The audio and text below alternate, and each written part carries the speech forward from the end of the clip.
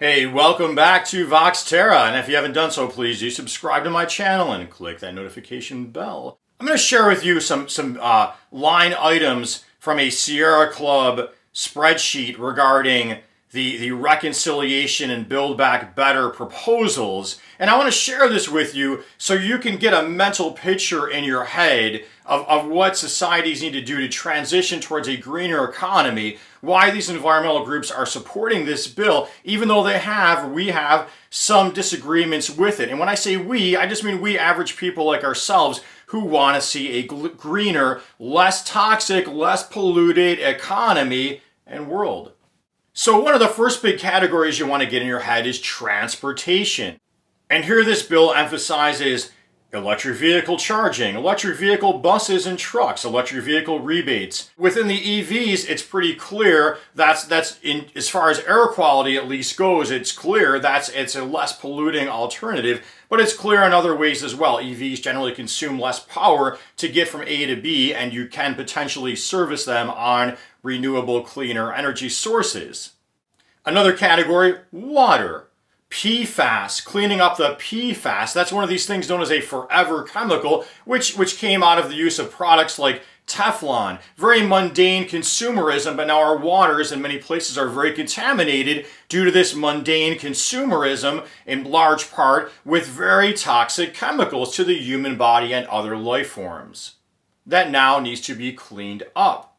Lead pipe replacement, drinking water, wastewater, stormwater, and Western water infrastructure. So Western water infrastructure makes us think of those climate change driven droughts happening out west, and water infrastructure in general makes us think about the cleanliness of our water and just the general life quality.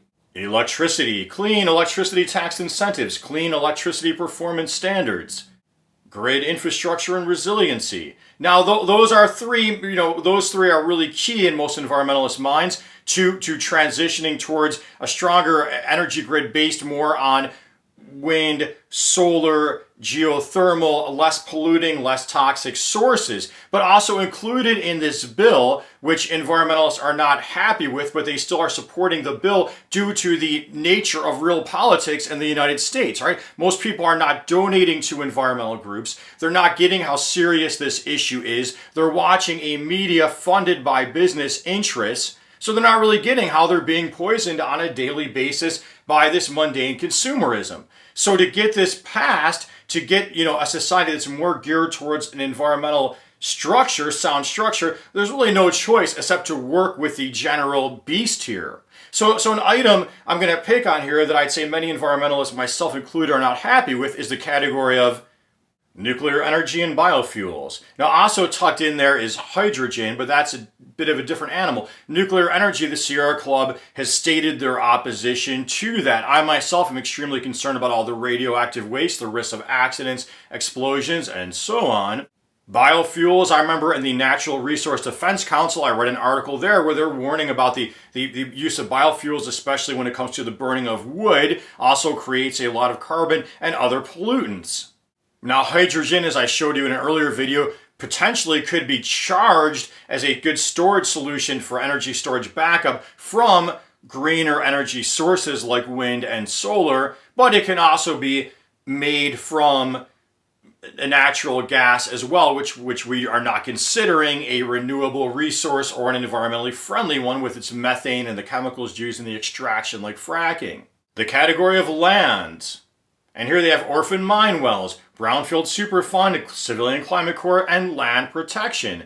An interesting and a category I find really fascinating that just gets undercovered in general is agriculture. You ever want to be a farmer? Funding for regenerative agriculture, organic agriculture, and farmland conservation.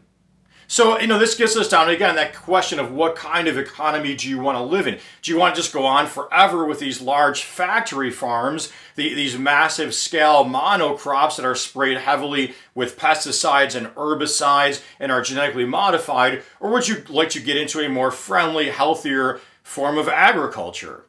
And then another category is workforce investment, which here we'd be talking about probably just transitions. If we're going to try to scale away from fossil fuels, we want to help people scale into something else, or at least that's one way to skin that cat, as they used to say, but some people don't like that. So that's another way of achieving that goal of transitioning away from a more polluting economy, is with these just transitions, worker training, job opportunity, that type of thing. Another way, in my opinion, I like a universal basic income, but that's not being discussed in this bill. So hey, I hope you found this roadmap of what America, or really any nation's infrastructure, could look like, does look like, what it needs doing, helpful.